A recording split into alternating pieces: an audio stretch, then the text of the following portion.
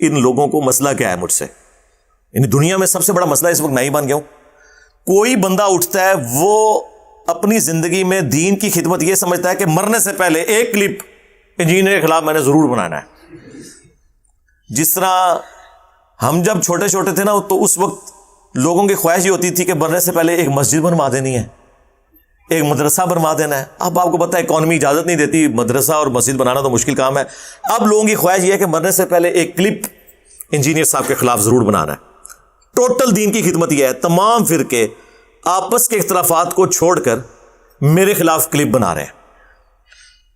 چلے ہم اس کلپ کو درست بھی سمجھ لیتے ہیں اگر آپ کوئی علمی رد کرتے, چھوٹی چھوٹی کلپنیاں کاٹتے ہیں اور ان کا مفہوم وہ بیان کرتے ہیں جو وہ بیان کر کے اپنی عوام کو اکسا سکتے ہیں. تو آپ کیا سمجھتے ہیں اس سے میں ڈر جاؤں گا؟ نا نا نا نا چھڑ دو. آلے تک نہیں تو پتہ لگا جتنا منو چونڈی ماری جائے میں اتنا ہی لمحہ پا لیا توڑے فرقے نو. ہاں سیدھی سی بات ہے.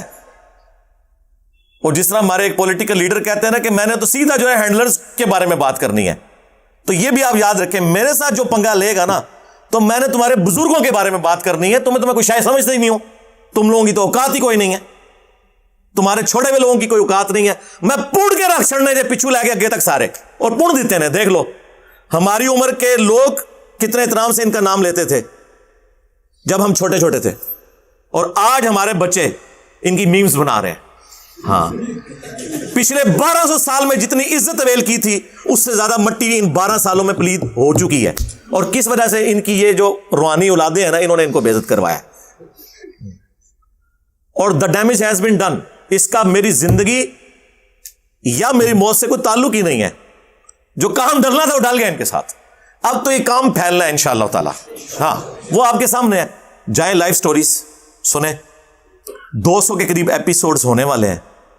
کون دنیا میں بندہ ہے جو اس طرح لائف سیشن آ کے کر سکتا ہے کہ ہاں جی بتاؤ کتنے لوگ ہیں جنہوں نے میری ویڈیوز دیکھ کے تو اپنے فرقے کو چھوڑا ہے. وہ سالوں میں کوئی ایک بندہ چھوڑتا تھا اور 20-20 سال اس کی تقریریں پورے ملک میں ہوتی تھی, میں اہل حدیث کیوں ہوا, ہاں میں دیوبندی کیوں ہوا, میں بریلوی کیوں ہوا. کوئی سالوں میں ایک بندہ. اور ادھر روزانہ درجنوں نہیں سینکڑوں لوگ ریورٹ ہو رہے ہیں. کوئی مریخ سے نہیں, انہی میں سے نکل کے. ہاں اور وہ لوگ جن کو آپ نے تعارف نیگیٹو کروایا تھا, رائے ونڈ والی جماعت یا باپا جانی والی جماعت ملتان شریف والی, وہ تو گھیر کے بندے لے کے جاتی ہے نا, ہزاروں لے کے جاتی ہے تو بیچ میں سے کوئی 2-4 نکلتے ہیں. یہاں سب کو نیگیٹو تعارف ہوتا ہے اور جس نے تعارف کروایا ہوتا ہے اس کو چھوڑ جاتے ہیں, اور جس کے بارے میں کروایا ہوتا ہے اس کے ساتھ اٹیچ ہو جاتے ہیں. مجھے بتائیں یہ سچائی نہیں تو اور کیا ہے؟ اور کیا ہے؟ میں نے کیا ان کے خرچے اٹھائے ہوئے ہیں یا میرے ساتھ اٹیچ ہو کے تو ان کی بڑی پذیرائی ہونی ہے؟ ماں باپ کو اپنے خلاف کرتے ہیں, رشتہ داروں کو اپنے خلاف کرتے ہیں, مسجد کے مولویوں کو اپنے خلاف کر لیتے ہیں, لیکن راستہ نہیں چھوڑتے. الحمدللہ اللہ کا شکر ہے, یہ سچائی کی طاقت ہے. تو میں نے اس کے اوپر کافی غور و تفکر کیا. ظاہر سب سے بہتر تو میں خود سمجھ سکتا ہوں نا کہ میری کون سی ایسی خوبیاں ہیں جو ان کے لیے مصیبت بنی ہوئی ہیں. تو وہ تو درجنوں باتیں گنوائی جا سکتی ہیں, لیکن اگر اسے سم اپ کیا جائے نا تو میں نے وہ مینلی 3 چیزیں ڈھونڈی ہیں. ان کے اوپر میں انشاءاللہ مختصر گفتگو کروں گا تاکہ جن لوگوں کو ابھی تک نہیں پتا کہ انجینئر صاحب نے کون سی مصیبت ان کے لیے کھڑی کر دی ہے انہیں پتا چل جائے. پہلی جو آپ سمجھ لیں میرا مقدس جرم ہے کہ میں تمام مسلمان فرقوں کو مسلمان سمجھتا ہوں. یہ سب سے بڑا میرا جرم ہے, اس لیے کہ یہ نہیں سمجھتے. اب اس کے اوپر میں تفصیلی گفتگو بعد میں کروں گا. دوسرا جرم ہے کہ میں فرقہ بنانے, مدرسہ بنانے, جماعت بنانے, چندہ بک لانچ کرنے کے خلاف ہوں. اب یہ ساری کی ساری باتیں انہیں سوٹ نہیں کرتی کیونکہ ان سب کی دمیں کٹی ہوئی ہیں. یہ سب یہی کچھ کرتے ہیں, اور جس بلی کی دم کٹی ہو اس کی خواہش ہوتی ہے کہ باقی ساری بلیوں کی دم بھی کٹ جائے تاکہ وہ نمایاں نہ ہو کہ یہ دم کٹی بلی جا رہی ہے.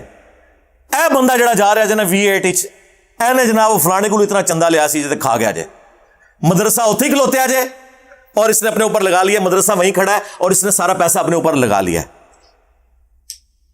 اور تیسرا مقدس جرم جو ہے, جو سب سے بڑا ہے, جو ہماری دعوت کی بنیاد ہے, وہ ہے خاموشی کا بائیکاٹ. بالکل.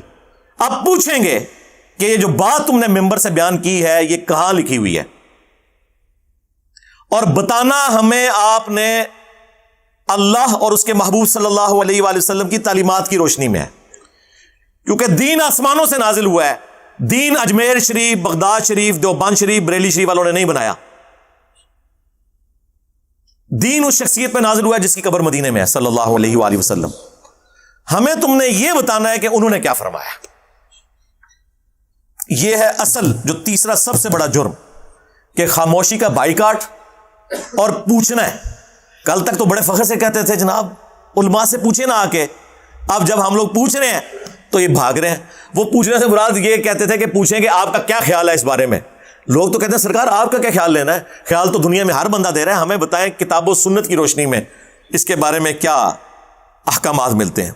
اب کتاب و سنت نہ خود پڑھا ہوا انہوں نے, جن بزرگوں سے کوٹ کر رہے ہیں انہوں نے بھی نہیں پڑھا ہوا, یا پڑھا بھی ہے تو انہوں نے اپنا لقمہ اس کے منہ میں ڈالنے کے لیے قرآن کی تفسیریں اور حدیث کی شروحات لکھ دی. حدیث کچھ اور کہہ رہی ہے, رزلٹ کچھ اور نکال رہے ہیں.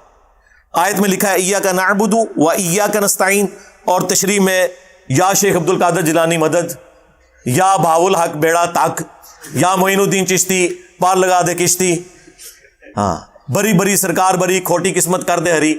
یہ تفسیر میں لکھا ہوا ہے قرآن کے اندر. قرآن کے اندر ان لوگوں کا کیا ہے, کہتے ہیں جی قرآن میں لکھا ہے صراط الذین انعمت علیہم. سرکار صراط الذین انعمت علیہم, قرآن جن کو جانتا ہے وہ لوگ ہیں جو قرآن کے نزول سے پہلے کے ہیں. قرآن کیا اشری تھانوی کو صراط الذین انعمت علیہم کہہ رہا ہے, تو کروڑوں دیوبندی کہیں گے جی جی جی انہی کو کہہ رہا ہے. ہم کہیں گے ابھی پوچھ لیتے ہیں بریلویوں سے, داڑ تلے صراط الذین انعمت علیہم. احمد صاحب بریلوی صاحب ہے, جی جی جی جی جی کروڑوں بریلوی کہیں گے بالکل جی. ہم کہتے ہیں ابھی دیوبندیوں سے پوچھ لیتے ہیں. ہاں تو یہ صراط الذین انعمت علیہم کی جو تشریح انہوں نے کی ہے, اس تشریح کی اوقات یہ ہے. تو یہ ڈیفینیٹلی تو صحابہ اکرام اور اہل بیت ہیں علیہم السلام اجمعین, انبیاء اکرام علیہم السلام. جی اس کے بعد کوئی نہیں ہوا, جی اس کے بعد ہوئے ہیں یہ امام بخاری امام مسلم, نہیں اس تو اگے تو پھر تسی آگے. پہلے خود ایک دوسرے کے اوپر متفق ہو جائے نا, پھر ہمیں دعوت دیں نا. ہم تو وہیں تک بات کر سکتے ہیں نا جن تک متفق ہیں. نہیں جی فیض ہے سرکار, فیض تو پھر یہ ہے کہ 1200 سال سے کروڑوں فالورز, لاکھوں علماء فرقوں کے, اور ایک بندہ آ کے سارے بابے فارغ کر دے, ان کے مولوی فارغ کر دے. تو سب تو بڑا غوث مجدد اور بابا کون ہویا, پھر وہ بندہ ہویا نا. اگر یہی کرائٹیریا بنانا ہے آپ نے, کرائٹیریا قرآن و سنت ہے, چاہے کوئی کافر بیان کرے چاہے کوئی مسلمان بیان کرے. تو یہ اصل جو بڑا جرم ہے وہ تیسرا ہی ہے. اب وہ پہلا جو جرم ہے اس کے اوپر میں مختصر بولوں. جو میں نے کہا کہ یہ ان کو تکلیف یہ ہے کہ سارے فرقوں کو مسلمان کیوں کہتا ہے, اس کی وجہ ہے کہ یہ ایک دوسرے کو کافر سمجھتے ہیں. 2 فرقوں کی ایکسیپشن ہے, اور میں انہیں فرقہ اس لیے کہتا ہوں کہ وہ مسلمانوں میں سے نکلے ہیں, وہ غیر مسلموں میں سے نہیں نکلے. اور فرق عربی میں کہتے ہیں ٹوٹ کے الگ ہونے کو.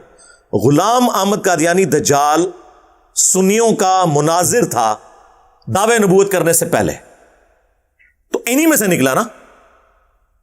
اور حنفی تھا, بغیر رفع الیدین کے نماز پڑھتا تھا. اس کے ماننے والے ابھی بھی بغیر رفع الیدین کے نماز پڑھتے ہیں, یعنی جس طرح دیوبندی اور بریلوی پڑھتے ہیں, اور گالی دیتے ہیں یہ اہل حدیث کو.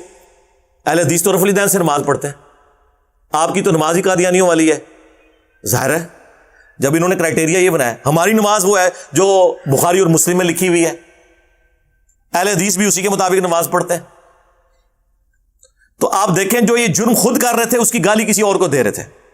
یہ تو ہم نے آگے ایکسپوز کیا ہے نا کہ جاؤ ان کی عبادت گاہ میں جا کے دیکھو نماز کس طریقے پہ پڑھ رہے ہیں, تمہارے حنفی بھائی نکلیں گے وہ. اب تو ان کی ویڈیو بھی آ گئی ہے, ان کے جو اس وقت موجودہ خلیفہ صاحب ہیں سو کارڈ, انہوں نے کہا ہم حنفی ہیں, ہم فقہ حنفی کو فالو کرتے ہیں.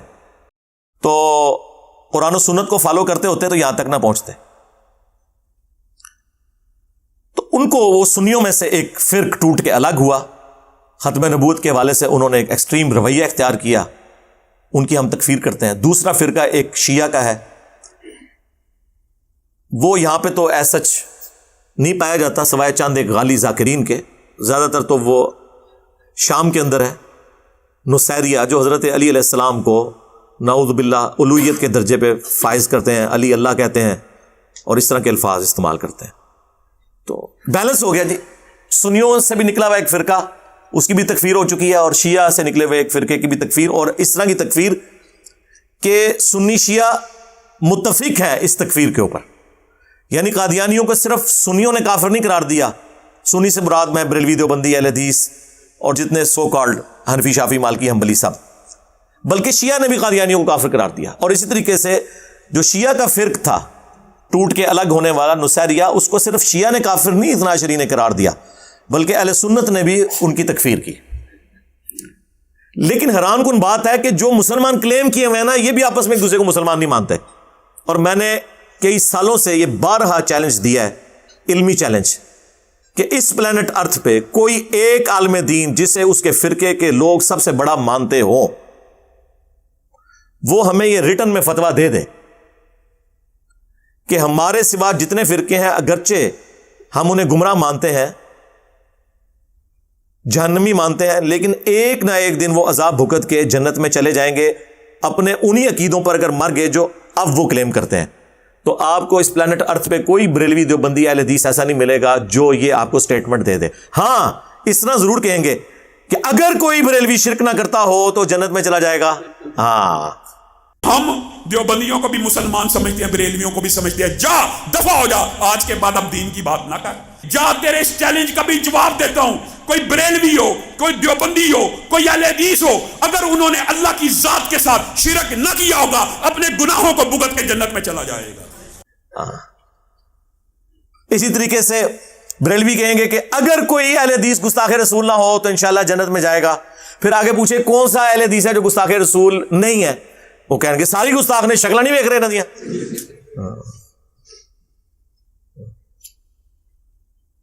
تو ایک دوسرے کی تکفیر کرتے ہیں، کوئی ایک بھی بندہ ایسا نہیں ہے جو یہ دعویٰ کر دے کہ میں جو وہ مسلمان مانتا ہوں باقیوں کو۔ اس طرح کی سٹیٹمنٹ چاہیے کہ ہمارے سوا جتنے فرقے ہیں انہی عقیدوں پر مر گئے تو جنت میں چلے جائیں گے، یہ ماننے کے لیے تیار نہیں ہے۔ اس کا کیا مطلب ہے؟ یہ انڈائریکٹلی کافر کہتے ہیں۔ ڈائریکٹ کافر اس لیے نہیں کہتے کہ وہ ڈرتے ہیں پبلک پریشر کی وجہ سے، پھر جوڈیشری میں ایسے بندوں کے خلاف کیس ہو سکتا ہے جو مسلمانوں کو کافر کہنا شروع کرتے ہیں، اس لیے وہ ڈرتے ہیں۔ تو یہ سب سے بڑا پہلا جرم جو میرا تھا، جو 3 بڑے جرائم تھے، ان میں سے ایک یہ کہ میں مسلمان مانتا ہوں، یہ کافر مانتے ہیں۔ اور یہ کافر کیوں مانتے ہیں؟ اس لیے کہ اس کے بغیر ان کا چارہ نہیں چلے گا، ان کی چندہ بک قائم نہیں رہے گی، ان کے مدرسے الگ نہیں ہوں گے، کیسے ہوں؟ اور اگر آپ یہ سمجھ رہے ہیں نا کہ یہ میں جو باتیں کر رہا ہوں یہ جذباتی باتیں ہیں، کہیں لکھی بھی دکھائیں، تو میرا جو عقیدہ ہے وہ تو میرا ویڈیو سے آیا ہے، مجھے تو لکھا ہوا دینے کی ضرورت ہی کوئی نہیں۔ ان کے بڑوں نے لکھ کے ایک دوسرے کو اسلام سے باہر نکالا ہوا ہے۔ احمد بریلوی صاحب کی کتاب ہے احکام شریعت، جس میں انہوں نے فتوے دیے ہیں۔ ان سے پوچھا گیا کہ وہابیوں کا جو ذبیحہ ہے، یعنی اگر کوئی وہابی، اور اعلیٰ حضرت وہابی کہتے ہیں دیوبند اور اہل حدیث کو، اگر کوئی اللہ کا نام لے کر ذبیحہ کرے تو وہ حلال ہے یا حرام؟ تو انہوں نے کہا کہ وہابی، اور پھر بریکٹ خود کھولی، دیوبندی، اہل حدیث، رافضی یعنی کہ شیعہ، اور ساتھ لکھا قادیانی۔ ہاں، اگر یہ سب کے سب 1,00,000 دفعہ بھی اللہ کا نام لے کے ذبیحہ کریں تو ذبیحہ مردار ہی رہے گا۔ یہ سب کے سب مرتد ہیں، یعنی واجب القتل۔ مرتد کا مطلب یہ کہ دین چھوڑ گئے۔ البتہ یہود و نصارہ کا ذبیحہ حلال ہے، یعنی یہود و نصارہ ان کے نزدیک دیوبندی، اہل حدیث اور شیعہ سے بہتر ہے، اور قادیانیوں کی صف میں لا کے ان کو کھڑا کیا ہے، ان سارے فرقوں کو۔ اچھا، پھر ملفوظات اعلیٰ حضرت جو ان کے اپنے بیٹے نے جمع کی، اور اس کا جو پہلا حصہ ہے وہ اعلیٰ حضرت نے خود پڑھا ہوا ہے، اس کی پروف ریڈنگ کی ہے، اور اینڈ پہ انہوں نے باقاعدہ اس کی شان میں اشعار بھی لکھے ہیں کہ میرے بیٹے نے یہ جمع کیا اور بڑا اچھا کام کیا. اس پہلے حصے میں موجود ہے کہ ایک شخص سوال کرتا ہے حضرت سے اور بیٹا وہاں موجود ہے. اب بیٹے کو یہ تربیت دی جا رہی ہے, اور بیٹا کون ہے؟ وہ جس نے نعت لکھی ہے تو شمع رسالت ہے عالم تیرا پروانہ, مصطفیٰ رضا خان نوری. 1981 میں ان کی ڈیتھ ہوئی, جنہیں مفتی اعظم انڈیا کہا جاتا تھا. یہ مفتی اعظم انڈیا کی تربیت ان کے ابا جی یہ کر رہے ہیں کہ پاس بیٹھے ہوئے اور اعلیٰ حضرت سے ایک بندہ سوال پوچھتا ہے کہ بتائیں کہ وہابیوں کے پیچھے نماز پڑھ لیں جب جماعت ہو رہی ہو یا الگ پڑھیں؟ تو انہوں نے کہا وہابیوں کی نہ نماز ہے نہ جماعت ہے. چلو, ہو سکتا ہے کہ آپ سمجھے ہوں گے اس سے مراد وہ کہہ رہے ہوں گے کہ وہ رفع دین کے ساتھ پڑھتے ہیں. وہ نہیں, وہ تو دیوبندیوں کو بھی وہابی کہتے ہیں. مسئلہ عقیدے کا تھا, وہ اگلے سوال میں کلیئر ہو جائے گا. دوسرا سوال اسی بندے نے کیا کہ حضرت وہابیوں کی مسجد میں نماز پڑھ سکتے ہیں؟ تو جواب انہوں نے دیا کفار کی مسجد, ہاں کفار کی مسجد مثل گھر کے ہے. سوال ہو رہا تھا وہابیوں کی مسجد. ویسے یہ بھی اعلیٰ حضرت کی غلطی ہے, میں نے ہائی لائٹ کر دی. آپ کو کہنا چاہیے تھا کفار کی عبادت کا. مسجد تو مسلمانوں کی ہوتی ہے. دیکھیں نا, قادیانیوں کو نہیں لکھنے دیتے نا یہ مسجد. تو ہمت کرو, جو بندیاں نو اہل حدیث اور شیعہ نو مسجد لکھنے تو روکو, کو عبادت گاہ آنے نہ دیا. تو انہوں نے کہا مثل گھر کے ہے. مراد یہ کہ جس طرح گھر میں نماز ہو جاتی ہے نا, تو آپ اس میں بھی پڑھ سکتے ہیں مثل گھر کے. جو بخاری مسلم میں حدیث ہے کہ پوری زمین میرے لیے سجدہ گاہ بنا دی گئی ہے. جو 5 خوبیاں نبی علیہ السلام کو دی گئی ان میں سے ایک خوبی یہ تھی. تو انہوں نے اس کے اوپر پھر تیسرا سوال اس بندے نے کیا کہ اذان کے بارے میں آپ کیا کہتے ہیں؟ تو جواب انہوں نے دیا کہ جی وہابیوں کی نماز کی طرح ان کی اذان بھی باطل ہے. ظاہر ہے کہ نماز ہی نہیں ہو رہی, اذان کی تو ہونی ہے. البتہ اللہ اور اس کے رسول کا جب نام آئے تو آپ عز و جل یا صلی اللہ علیہ وآلہ وسلم کہہ سکتے ہیں. باقی نہ ان کی نماز نہ ان کی جماعت نہ ان کی مسجدیں جو ہیں مساجد, اور نہ ان کی اذان.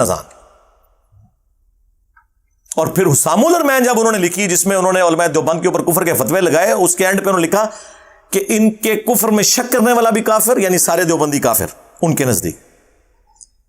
اور لکھا کہ مرتد ہے, اور اس پہ اجماع ہے. اجماع ان کا اپنا, یہ اندھا اجماع کی بات کریں نا, انجینئر صاحب پہ اجماع ہے تو کہا کریں کہ آپ پہ بھی اجماع ہے مخالف فرقے کا, جس کو آپ اجماع مان رہے ہوتے ہیں. اور اس کے جواب میں, اور اس کتاب کا نام دیکھیں ہرمین کی تلوار, اور جواب میں لکھی المحنت علی المفند. شیخ زکریا کاندلوی جنہوں نے فضائل اعمال لکھی ہے, ان کے پیر صاحب خلیل احمد سہارنپوری نے, انہوں نے نام رکھا ہند کی تلوار ایک پاگل بابے کے اوپر, اور پاگل بابا احمد بریلوی کو کہا. اور اس میں انہوں نے لکھا کہ احمد بریلوی اور ان کی جماعت ایک شیطانی لشکر ہے جو علماء دیوبند رضی اللہ عنہم پر حملہ آور ہوا ہے, جس طرح کے انبیاء کرام پر شیاطین حملہ آور ہوتے تھے. دیکھو کدھر کدھر جا کے یہ اپنی نسبتیں ملاتے ہیں, نبیوں سے نیچے بات نہیں کرتے اپنے بزرگوں کے بارے میں.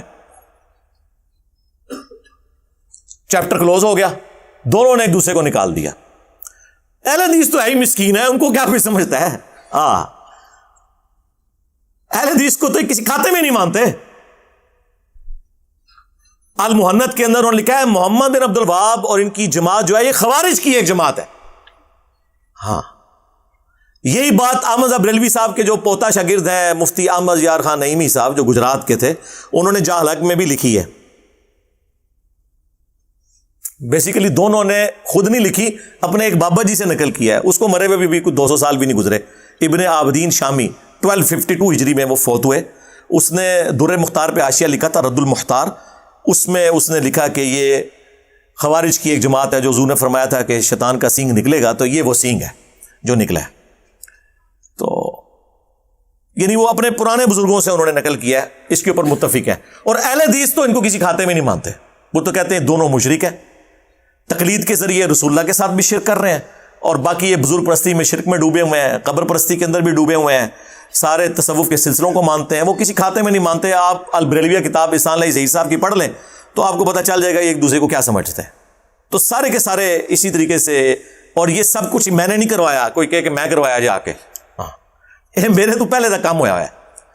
اچھا, اب دوسرا جرم جو کہ ہم فرقہ بنانے کے, مدرسہ بنانے کے, جماعت لانچ کرنے کے, چندہ بک لانچ کرنے کے خلاف کیوں ہے؟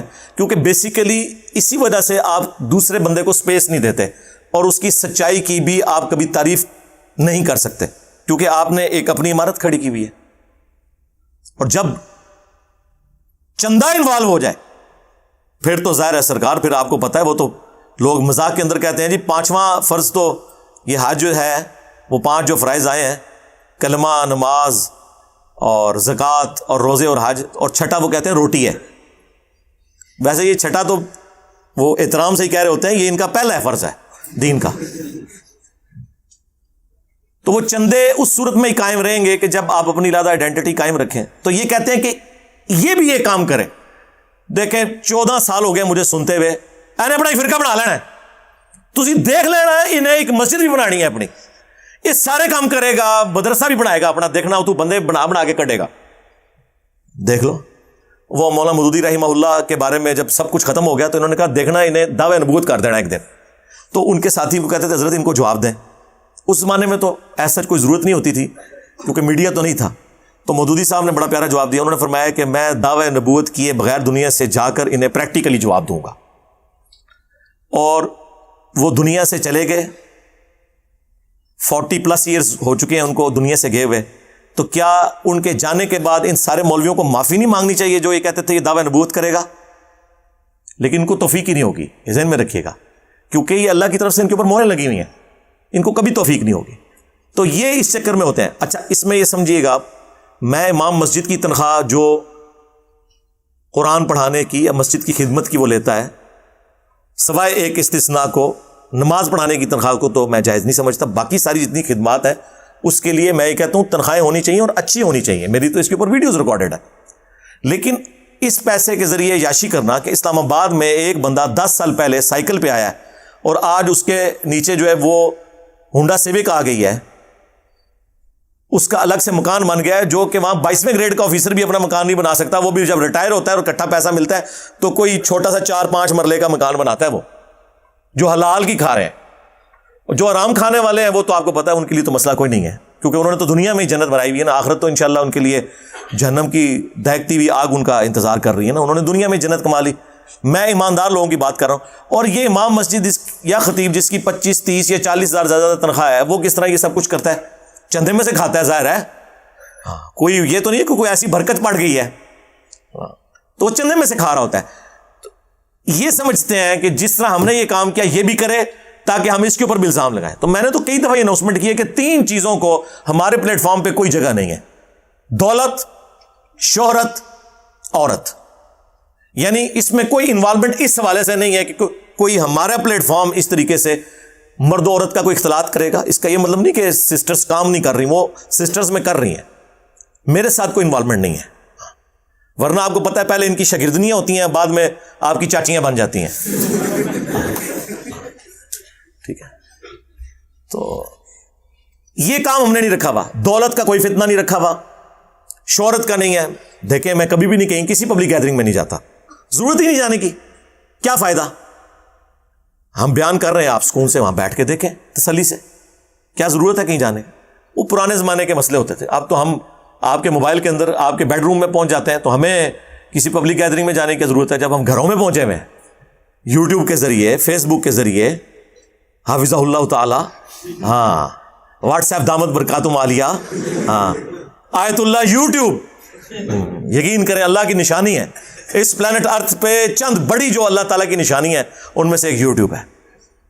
دیکھیں وہ لوگ جو میڈیا کو دھوکہ دے لیتے تھے اور انہوں نے اپنے چہروں کے اوپر میک اپ کیے ہوئے تھے، آج دیکھیں چاہے وہ پولیٹیشنز ہوں، خواہ وہ اسٹیبلشمنٹ کے لوگ ہوں، اداروں کے لوگ ہوں، کس طرح ان کے چہروں سے میک اپ اترے ہیں اس سوشل میڈیا کی برکت سے. اور کس طرح یہ اب آ کے عوام کو اکاؤنٹیبل ہوئے ہیں، یہ آپ کے سامنے، آپ دیکھ لیں. یہ ساری کی ساری برکت جو ہے سوشل میڈیا کی. اس کے آگے آپ کوئی بند نہیں باندھ سکتا اللہ کے فضل سے، الحمدللہ. تو یہ کام تو میں کر نہیں سکتا. تو یہ چاہتے ہیں یہ بھی کرے تاکہ ہم اس کے اوپر بھی وہی ایلیگیشن لگائیں کہ جس نے یہ کر دیا، فلاں جگہ چندہ کھا لیا، فلاں جگہ یہ کر لیا، فلاں جگہ. تو وہ تو اللہ کے فضل سے ہمیں پہلے ہی پتہ ہے کہ کون سی کمزوریاں. کہتے ہیں عقل مند وہ ہوتا ہے جو دوسروں کی غلطیوں سے سبق سیکھے. عقل مند وہ نہیں جو اپنی غلطی سے سبق سیکھے. یہاں تک تو بات جانی ہی نہیں چاہیے. دوسروں کی غلطیوں سے سبق سیکھیں کہ انہوں نے یہ کیا اور اینڈ رزلٹ کیا نکلا. اب آخری جو تیسرا جرم جو میں نے کہا سب سے بڑا ہے وہ ہے خاموشی کا بائیکاٹ. کہ ہم لوگوں سے کہتے ہیں کہ بھائی غلط بات دیکھیں، کوئی لڑائی جھگڑا کرنے کی ضرورت نہیں, ان سے سوال کریں کہ بھائی یہ جو آپ نے آیت اور حدیث کے حوالے سے ایک تشریح بیان کر دی ہے, یہ کہاں پہ لکھی ہوئی ہے, ذرا بتائیں. یہ آپ کے بزرگوں کی تعلیمات ہیں یا اس شخص کی تعلیمات ہیں جس کی قبر مدینے میں ہے صلی اللہ علیہ وآلہ وسلم. ما ضل صاحبکم وما غوا, تمہارے نبی نہ کبھی بہکے ہیں نہ کبھی بے راہ چلے ہیں. تو نبی علیہ السلام کی یہ خوبی ہے. اب یہ سوال ان کے لیے گالی ہے. کل تک یہ کہتے تھے لوگ ہم سے مسئلے نہیں پوچھتے, اب لوگ مسئلے پوچھتے ہیں تو وہ کہتے ہیں کہ نہیں اس طرح نہ پوچھو, پوچھو بھی ویسے جس طرح ہم کہہ رہے ہیں کہ بغیر دلیل کے پوچھو کہ آپ کی کیا رائے ہے. تیری کیڑی رائے سی دیکھنی ہے بھائی. یہ تو صحابہ کرام نہیں کرتے تھے, وہ بھی قرآن و سنت کی تعلیمات کو تلاش کرتے تھے. اب یہ ایک ٹاپک الگ سے ہے, میں نے اس کے اوپر کئی ایک ویڈیوز ریکارڈ کرائی ہیں, میں آج اس طرف جا ہی نہیں رہا. جو ہمارے ریگولر سننے والے انہیں پتا ہے کہ ہم ہر چیز ریفرنس کے ساتھ بیان کرتے ہیں. ہمارے اس پلیٹ فارم کی برکت یہ ہے کہ اس کی اتھینٹسٹی ویریفائڈ نہیں ہے نہ صرف, بلکہ دوسرے فارغ ہو گئے ہیں. دوسرے اب کوئی بھی بات کریں لوگ کہتے ہیں جی دلیل دیں. ہمیں شک ہے کہ آپ نے پہلے بھی فراڈ بیان کیا تھا, آپ بھی فراڈ ہی نہ کر رہا ہوں. ہمارے علاوہ اگر کوئی دنیا میں تھوڑا بہت کام کسی نے کیا ہے نا اس حوالے سے, وہ ڈاکٹر ذاکر نائک, لیکن وہ بھی بہت محدود. وہ صرف غیر مسلموں کے ساتھ جو کچھ ایشوز تھے ان کے اوپر.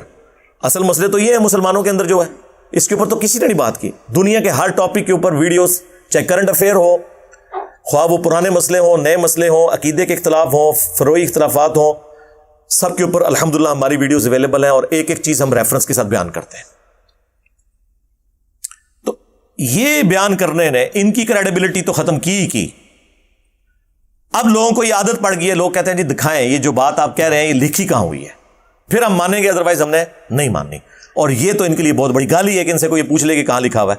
ابھی تک تو لوگ ان سے یہ پوچھتے نہیں تھے, کہ لوگ کہتے تھے کہ جی آپ ہم پہ اعتماد کریں, ہم جھوٹ بول سکتے ہیں. انہیں کہ ہاں اگر آپ کا مخالف اتنا بڑا عالم دین آپ کی نظر میں جھوٹا ہو سکتا ہے تو آپ کیوں نہیں ہو سکتے, کیونکہ وہ بھی تو آپ کے بارے میں یہ سوچتے ہیں.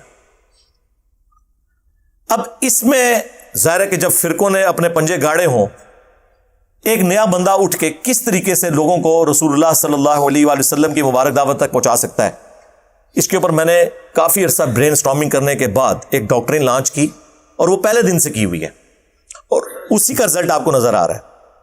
وہ ڈاکٹرین یہ تھی کہ پہلوان کو اس کے زور کے اوپر گرا دو. اس کو آپ دنیا میں ایک مثال سے سمجھیں. آپ نے کبھی یہ بیریئر دیکھا ہے جس کے آگے وہ بہت بڑا ایک بمبو لگا ہوا ہوتا ہے لوہے کا, یہ مختلف ناکوں پہ آپ کو نظر آتا ہے, اس کے پیچھے اتنا بڑا ایک پتھر ہوتا ہے.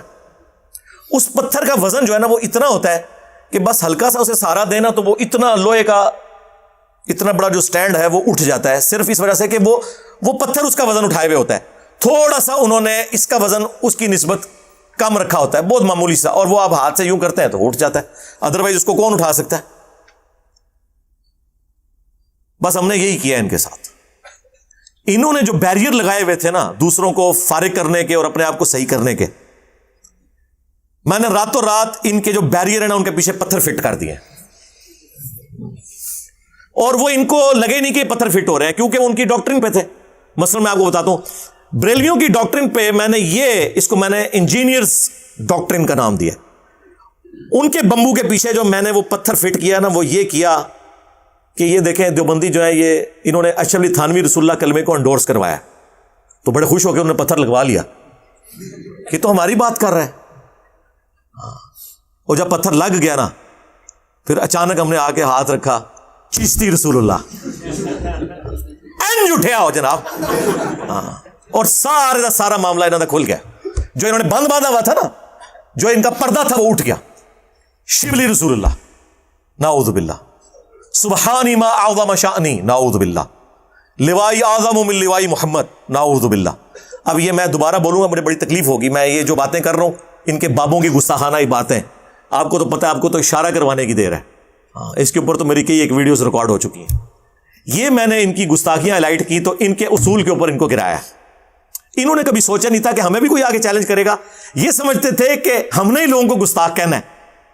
اب جب یہ نکلا تو پبلک کو تو انہوں نے پہلے ہی پڑھایا ہوا تھا کہ گستاخ رسول جو ہے مردود ہوتا ہے. اب ان کی اپنی پبلک نے کہا کہ سرکار دسو یہ تو تھوڑے گھر بھی کھورا نکل آیا ہے. اب اس کے بعد مجھ پہ غصہ نہ کھائیں تو کیا کریں. ہاں ایک صورت میں غصہ نہیں کھائیں گے, اگر یہ مخلص مسلمان ہوئے تو. मुखलिस मुसलमान हुए तो कहेंगे जी अस्तगफिरुल्लाह, चाहे हमारे ने पढ़ाया चाहे दूसरे ने, फारिग है। चाहे हमारे ने गुस्ताखी की चाहे दूसरे वाले ने की, वो फारिग है। लेकिन ये बात करने का तो मतलब ये है कि इंजीनियर साहब फिर हमारे मुजद्दिद हैं, हमें तो पता ही नहीं चला। सरकार मैं आपको लिख के देता हूं, आप मुझे कुछ भी ना कहें, आप अल्लाह से तौबा कर लें, पब्लिकली बता दें, और उसमें बेशक कह दें कि इंजीनियर की वजह से नहीं, हमें खुद एहसास हो गया इस चीज का, लेकिन कम से कम ये करें। और ये मैं आपके साथ हमदर्दी कर रहा हूं, हकीकतवान आप ये अगर नहीं करेंगे मुझे ज्यादा फायदा होगा, क्योंकि आप अड़े रहेंगे, आपके ज्यादा लोग आपको छोड़ के तो रसूलुल्लाह के साथ आ जाएंगे। मेरे साथ नहीं सरकार, मैंने तो अपने कभी फॉलोअर्स भी नहीं कहा, स्टूडेंट्स का है, और कर लेंगे हम तो विन विन सिचुएशन में, तो हमें फायदा है, फिर उनको कहीं आने जाने की जरूरत ही नहीं है।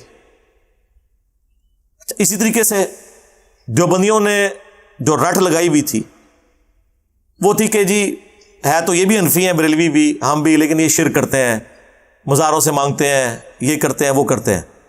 हमने रातों रात पत्थर एक फिट कर दिया इधर।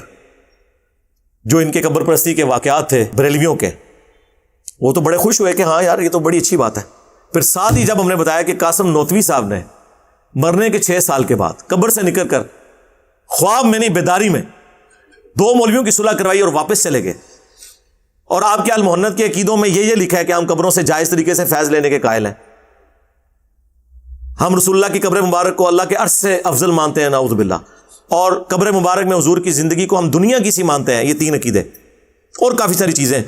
और जो इन्होंने लबादा उड़ा हुआ था खिलाफत राशिदा हक 4 यार, तो हमने बताया ये खिलाफत राशिदा हक 4 यार को नहीं मानते, ये सियासत मुआविया जिंदाबाद मानते हैं। तो देखें कैसे हमने इनके चेहरा से निकाब उतारा है। देखें हमारे जेलम शहर में कल अमीर मुआविया रैली निकली है, और जो झंडे उठाए हुए हैं उस पर खिलाफत राशिदा लिखा हुआ है, खुद ही अनाउंसमेंट कर रहे हैं कोलो फेल में तजाद। भाई खिलाफत राशिदा हक 4 यार है ना, तो फिर जो खुलफाए राशिदीन का मुखालिफ है ना, उसकी सियासत जिंदाबाद नहीं होगी। नहीं, वो कहते हैं नहीं वो बाद में जिंदाबाद थी। सरकार हम बाद की तो बात ही नहीं कर रहे हैं, हम तो सिफीन की बात कर रहे हैं। बाद का भी हमने आपका पोल खोल दिया है, वो छोड़ दे, अब एक अलग से टॉपिक है। हमें बताएं मौला अली के दौर में ये क्या थी, टाइम क़यामत तक जवाब दो इस गाल का। तो वहां इन्होंने जो लबादा उड़ा हुआ था साहबा का दिफा, साहबा से मुराद, और जनाब दिन मना रहे हैं साहबा कराम के। भाई अम्मार इब्न यासिर की शहादत का दिन एक दिन मना के बताओ ना, ताकि फिर लोग पूछें कि किस रज़ियल्लाहु अन्हु ने, किस रज़ियल्लाहु अन्हु के कहने पर अम्मार रज़ियल्लाहु अन्हु को शहीद किया। हाँ जी, साहबा की औलादों के हम मानने वाले हैं। हाँ, तो मोहम्मद बिन अबी बकर का कातिल कौन, अब्दुर्रहमान बिन अबी बकर का कातिल कौन, अब्दुल्ला इब्न उमर का कातिल कौन, खुराइन ने कार निकल आएगा। हम तो सारे साहबा के दिन मनाते हैं अल्लाह के फजल से, हमें तो हर महाज पे लड़ना पड़ता है, नासबियों के खिलाफ भी, राफजियों के खिलाफ भी। तो ये इनका पर्दा चाक हो गया।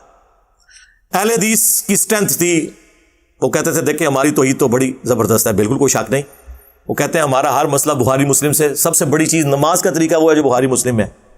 इन्हें क्या पता था कि 2812 निकल आएगी, और फिर पूरी जिंदगी के लिए, क़यामत तक के लिए एक फिरके की मौत हो जाएगी, और उसकी कब्र पे जो कतबा लगा हुआ है उस पर लिखा है कि इसकी मौत 2812 की वजह से हुई। अब ये अपनी मौत टाल सकते हैं अभी भी, बल्कि कब्र से भी निकल के बाहर आ सकते हैं रूहानी तौर पे, सिर्फ मान लें कि सही लिखा हुआ है ये, हम इस चीज को हक मानते हैं। लेकिन ये अड़े में है, और अड़े होने में हमारा फायदा है कि हम इनको एक्सपोज कर रहे हैं कि देखो ये सिर्फ मतलब की हदीस से मानते हैं। जहां कहीं इनके खिलाफ कोई बात आ जाए जो इन्होंने एस्टेब्लिश की हुई है अपने फिरके के एतबार से, वहां ये फिर पीछे हट जाते हैं। तो ये तो सारे मैं अकीदे की बातें कर रहा हूं। अभी फरूई मसाइल अगर मैं डिस्कस करूं तो बहुत ज़्यादा टाइम चाहिए। मैं आपको बस 2 लेक्चर्स बता देता हूं ताकि मेरी फिक्र कुरान और सुन्नत की रोशनी में आप तक पहुंच जाए। एक तो मजलिस नंबर 50 मेरा इंटरव्यू है जिसमें मुझसे 22 सवालात हुए हैं, 4 घंटे की आलमोस्ट वो नशिस्त है। जो आप सवाल सोच सकते हैं ना वो उसमें मैंने डिस्कस किया हुआ है। ज़ाहिर है वो हमने पूरी दुनिया से फीडबैक लिया था, और मैंने उसमें भी कहा था कि इससे बाहर कभी भी कोई मेरे बारे में सवाल नहीं होगा। अल्लाह के फजल से वो इतनी मेहनत से काम हुआ था और वो आज तक वैलिड है। और दूसरी मेरी जो नशिस्त मजलिस नंबर 100 जो स्पेसिफिकली रिकॉर्ड की थी, किताबों का खुदा वर्सेस बाबों का खुदा, जिस दिन मैंने पहली दफ़ा इस स्लोगन बुलंद किया था कि मरने से पहले ए मुसलमान कर ले इस पे गौर کتابوں کا خدا اور ہے، بابوں کا خدا اور. یعنی بابے بھی اسی خدا کو مانتے ہیں، لیکن وہ اپنی کھڑی کی ہوئی کوالٹیز کے ساتھ، ان کوالٹیز کے ساتھ نہیں جو قرآن و سنت میں رپورٹ ہوئی ہیں. اس میں آلموسٹ 50 کے قریب ایگزامپلز ہیں. اسٹیبلش دین کیا ہے اور کتابوں کا دین کیا ہے. یہ کہتے ہیں نہیں یہ بابوں کو نہیں مانتا. بھائی ہم صرف ان بابوں کو مانتے ہیں جو کتابوں کو مانیں گے. جن بابوں نے عزتیں کتابوں کی بنیاد پہ ویل کی اور آپ ان کتابوں کے ساتھ غداری کریں تو ان بابوں کو ہم کیوں مانیں؟ مجھے بتائیں کسی دیندار بندے کی آپ عزت کیوں کرتے ہیں؟ کہ اللہ رسول کا ماننے والا ہے، قرآن کا ماننے والا ہے، حدیث کا ماننے والا ہے. اگر وہ اللہ رسول قرآن اور حدیث کے ساتھ غداری شروع کر دے تو اس کی عزت کیسے کریں ہم؟ آپ بتا دیں. عزت کروانی ہے ٹھیک ہے، پھر اپنے آپ کو کوئی اچھا کرکٹر بنا کے پیش کر دے، اچھا ہاکی کا پلیئر بنا کے پیش کر دے. دین کے پلیٹ فارم سے آئے گا تو سر پھر دین میں قرآن اور سنت کو جو ماننے والا ہے اسی کی عزت ہوگی. جی بڑی خدمات ہیں، جی گوروں کی بڑی خدمات ہیں. یہ جتنے اس وقت کتابیں یہ گوروں کے پرنٹنگ پریس کے اوپر چھپی ہوئی ہیں. نہیں وہ ٹھیک ہے آپ کی بات، لیکن ہم نے یہ دیکھنا ہے نا اندر کیا لکھا ہے. اچھا گوروں کے لیے اندر دیکھنا ہے، اپنے واسطے اندرو کٹ کے بھی دس دیے تو نہیں دیکھنا. تو ان کا ڈبل معیار ہے. بخاری مسلم حدیث ہے اللہ تعالیٰ فاسق سے بھی دین کا کام لے لیتا ہے. یہ کوئی ہمیں دوست نہ لگائے کہ جی فلانے نے کلمہ پڑھایا اور فلانے جائیں جرمنی میں ہزاروں کافروں کو قادیانیوں نے کلمہ پڑھا کے اپنے فرقے کے اندر داخل کر دیا. ہم تو کافر سمجھتے ہیں نا، تو وہ کلمہ نہیں پڑھا رہے. تو تبلیغی جماعت نے جن لوگوں کو کلمہ پڑھایا کیا بریلویوں نے ان کا کلمہ مان لیا ہے؟ کہتے ہیں گمراہ ہے. بریلویوں نے جن کو کلمہ پڑھایا کیا دیوبندیوں نے مان لیا؟ کہتے ہیں گمراہ ہے. تو سرکار 99 قتل تو آپ نے بھی کیے ہوئے ہیں، ہماری دشمنی کیوں؟ ہم نے صرف یہ کہا کہ بھئی آپ کے بارے میں بھی جو باقی لوگ کہہ رہے ہیں نا وہ کسی حد تک ٹھیک کہہ رہے ہیں، بس یہ ان کو چوب گیا. کہتے ہیں ادھر تک رہیں بس آگے نہ چلیں. تو اللہ سے ڈرے. وہ مجلس نمبر 100 میں نے پھر 50 کے قریب اس طرح کی مثالیں کور کی تھی، اور جب اس کو بریف کیا تو پھر سینکڑوں باتیں. یعنی زندگی میں ایک ویڈیو جو ساری کی ساری فکر کو بیان کرتی ہے وہی مجلس 100 ہے، کتابوں کا خدا ورسز بابوں کا خدا. باقی جو ہم نے سلوگنز بلند کیے ہیں یہ دماغ کھولنے کے لیے کہ نہ میں وہابی نہ میں بابی، میں ہوں مسلم علمی کتابی، تاکہ آپ وہابیت اور بابیت سے باہر نکلیں، اپنے آپ کو مسلم کے. اور نبی کے جیسا ہے ہی کوئی نہیں، بابیت ہے شاہ ہی کوئی نہیں نبی کے مقابلے پہ صلی اللہ علیہ وسلم. تو یہ کہیں گے ان کے مقابلے پہ کیوں رہا؟ بھائی انہی کے مقابلے پہ تو کھڑے ہوئے ہیں اور میرے مقابلے پہ کھڑے ہوئے ہیں، میرے ساتھ کیا لینا دینا ہے؟ ظاہر ہے جب آپ پیرلل میں تعلیمات لے آئیں گے قرآن و سنت کے خلاف تو آپ اللہ کے نبی کے مقابلے پہ آگے کھڑے ہوگے نا. اللہ کے نبی علیہ السلام تو فرما رہے ہیں قرآن اور سنت چھوڑ کے جا رہا ہوں، قرآن اور اہل بیت چھوڑ کے جا رہا ہوں، اور علیکم بسنتی و سنت الخلفاء الراشدین المہدیین.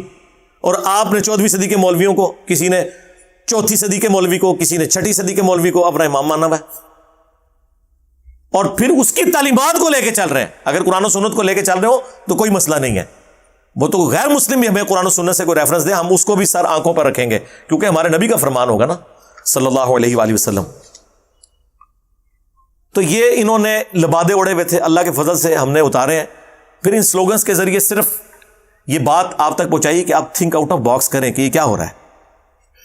بول وہی جو حق ہے، ٹائم قیامت تک ہے، بات حق کرنی ہے، اور جو ہم نے آپ کے پرابلمز ہائی لائٹ کی ان کا جواب دینا ہے، اور ٹائم آپ کے پاس قیامت تک ہے. یہ نہیں آپ کو کہتے کہ آپ 24 گھنٹے کے اندر جواب دیں. قیامت سے پہلے پہلے کوئی آپ کی نسلوں میں پیدا ہو جائے جو ان ساری چیزوں کا جواب دے جو ہم نے ہائی لائٹ کی ہیں آپ کے اصول کے اوپر. تو اینڈ پہ رزلٹ یہی نکلے گا کہ فرقوں کی دکانیں بند، the damage has been done. صلو علی محمد وآل محمد، اللہم صلی علی محمد وعلی آل محمد واصحاب محمد وازواج محمد اجمعین الی یوم الدین، آمین.